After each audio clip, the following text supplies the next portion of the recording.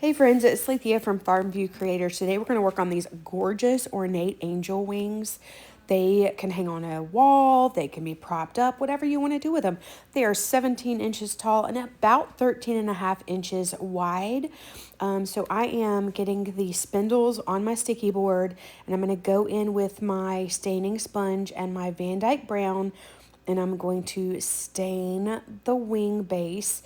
I am working with the grain of the wood here.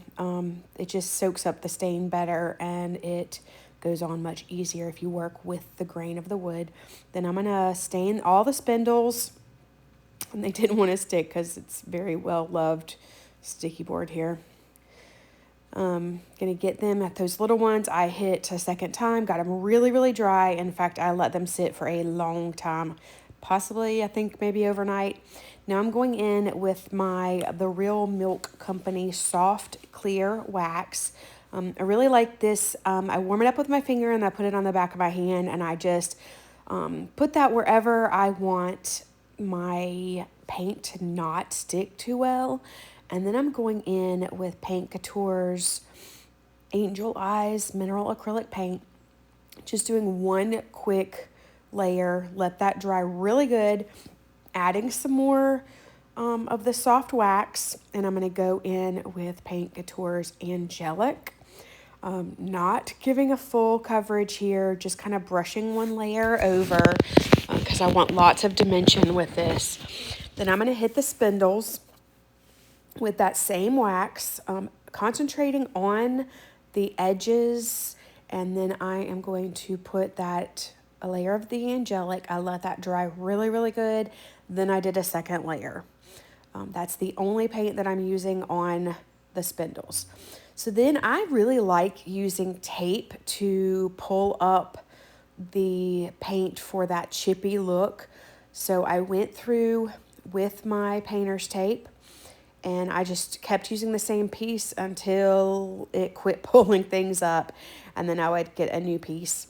And then I wanted some more chippy, more distressing, so I used a plastic scraper. I think it's actually for putting down transfers, and then I needed something a little more heavy duty, so I pulled out my multi-tool paint scraper, and that worked like a charm.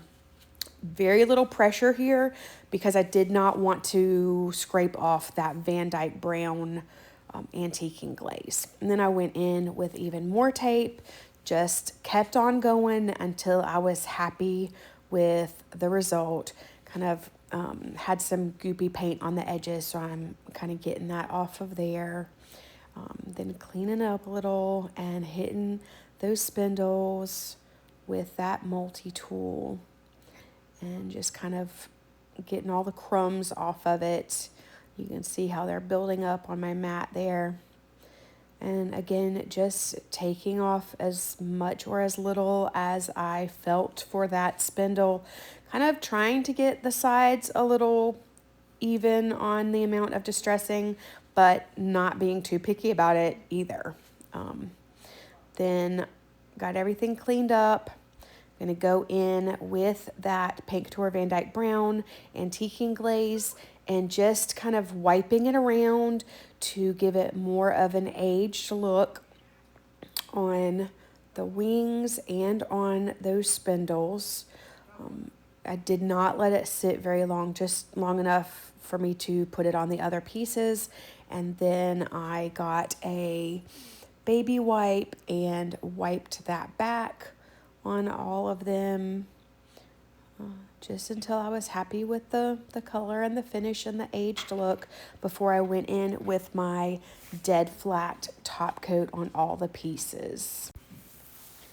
Once I had a good layer of that, I let it all dry really well, and then I'm just assembling, making sure everything lines up the way I want it, making sure it looks how I want before I fully commit and glue everything down. So I love how it is turning out.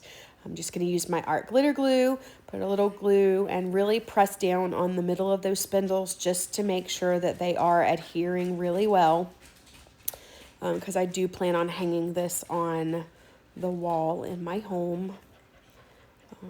Love, love, love this project. Highly recommend it because it's so versatile. I'm getting all those lined up. It does, there are little, the edges line up really nicely with each other. And that little piece is going to be what holds the two wings together. And I thought I was just going to sit them like that. And then I was like, wait, this is not going to do right. So ended up flipping them over, making sure they're even, and let that dry for a while before I flipped it back over.